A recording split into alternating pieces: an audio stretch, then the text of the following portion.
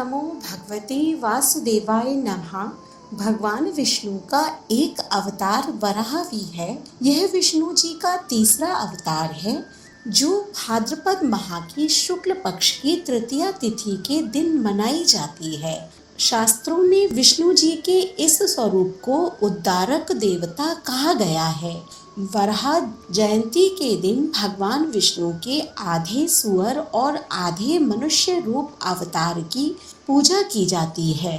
भगवान वराह की साधना करने से जातकों के सुख समृद्धि में वृद्धि होती है।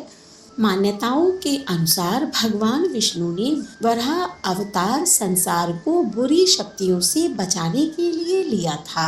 एक बार प्रलय के कारण पृथ्वी में भयानक संकट आ पड़ा था, तब विष्णु ने वराह अवतार लिया था।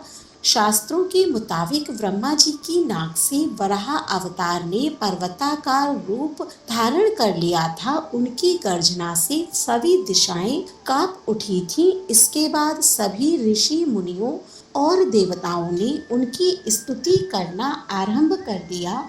भगवान वराह ने जलमग्न पृथ्वी को तलाशना शुरू किया और पानी के अंदर प्रवेश कर गए। जब वे जल से बाहर आने लगे तब हिरण्याक्ष ने उन पर हमला कर दिया। इसके बाद भगवान वराह ने हिरण्याक्ष का वध किया। उन्होंने जल को स्तंभित करके पृथ्वी को पूर्ण स्थापित किया था। इस दिन वराह अवतार की कथा सुनने का विशेष महत्व है।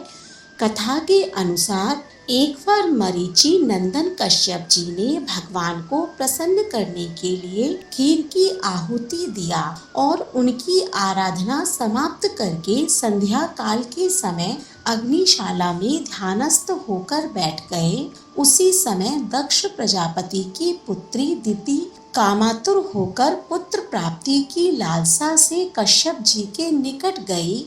दिति ने कश्यप जी से मीठे वचनों से अपने साथ रमण करने के लिए प्रार्थना किया। इस पर कश्यप जी ने कहा, हे प्रिय, मैं तुम्हें तुम्हारी इच्छा अनुसार तेजस्वी पुत्र अवश्य दूंगा, किंतु तुम्हें एक प्रहर के लिए प्रतीक्षा करनी होगी। संध्या काल में सूर्यास्त के पश्चात भूतनाथ भगवान शंकर अपने भूत प्रेत तथा यक्षों को लेकर बैल पर चढ़कर विचरते हैं। इस समय तुम्हें काम क्रीड़ा में रत देखकर वे अप्रसन्न हो जाएंगे। अतः यह समय संतानोत्पत्ति के लिए उचित नहीं है। सारा संसार मेरी निंदा करेगा। यह समय तो संध्या बंदन और भगवत पूजन आदि के लिए ही है।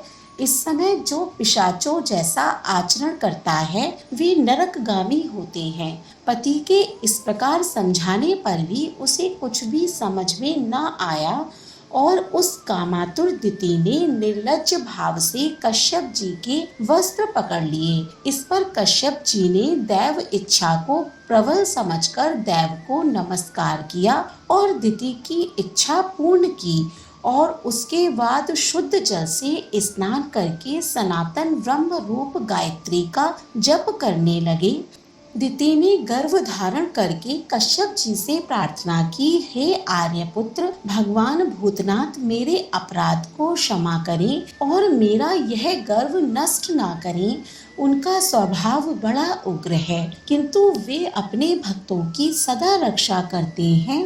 वे मेरे बहनोई हैं, मैं उन्हें नमस्कार करती हूँ। कश्यप जब संध्या वंदन आदि से निवृत्त हुए तो उन्होंने अपनी पत्नी को अपनी संतान के हित के लिए प्रार्थना करते हुए और थर-थर कांपती हुई देखा तो वे बोले, हे दिति, तुमने मेरी बात नहीं मानी। तुम्हारा चित्त काम वासना में लिप्त था। तुमने असमय में भोग किया है।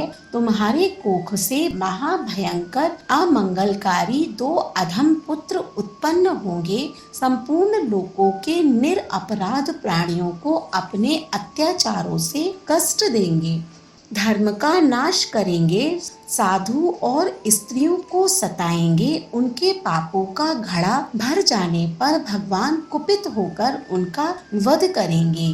दिति ने कहा, हे भगवान, मेरी भी यही इच्छा है कि मेरे पुत्रों का वध भगवान के हाथों से ही हो, ब्राह्मण के शाप से ना हो, क्योंकि ब्राह्मण के शाप के द्वारा प्राणी नरक में जाकर जन्म धारण करता है। तब कश्यप जी बोले, हे देवी, तुम्हें अपने कर्म का अति पश्चाताप है, इसीलिए तुम्हारा नाती भगवान का बहुत बड़ा भक्त होगा और तुम्हारे यश को उज्जवल करेगा।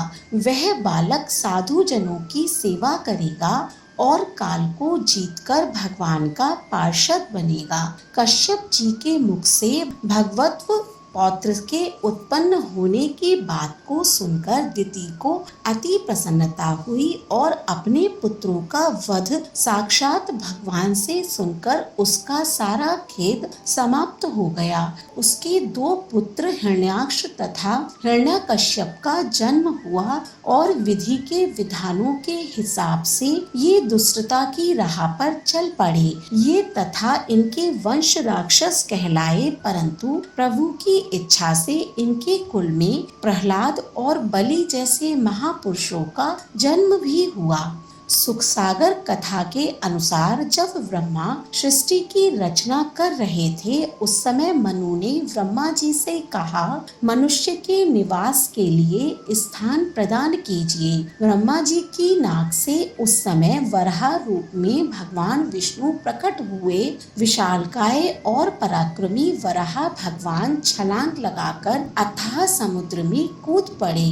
जहाँ दैत्यों द्वारा पृथ्वी को छुपाकर रखा गया था, वहां से अपनी दाढ़ों पर पृथ्वी को उठाकर भगवान तीव्र गति से सागर तल से ऊपर आ रहे थे। उसी समय हिरण्यकश्यप का भाई हिरण्याक्ष रास्ते में खड़ा हो गया और उन्हें युद्ध के लिए ललकारने लगा। उस समय हिरण्याक्ष के अपशब्द पर वराह रूपी विष्णु जी को क्रोध आया, परंतु क्रोध पर काबू रखते हुए भगवान वराह अत्यंत तीव्र गति से उस ओर आगे बढ़ते रहे जहां पृथ्वी को स्थित करना था। पृथ्वी को स्थापित करने के पश्चात भगवान हिरण्याक्ष से युद्ध करने लगे और देखते देखते हिरण्याक्ष के प्राण पखेरु हो गए। इस प्रकार वराह दिवस के दिन इस कथा का श्रवण करने से भगवान विष्णु की असीम कृपा प्राप्त होती है। बोलिए वराह भगवान की जय, भगवान विष्णु की जय।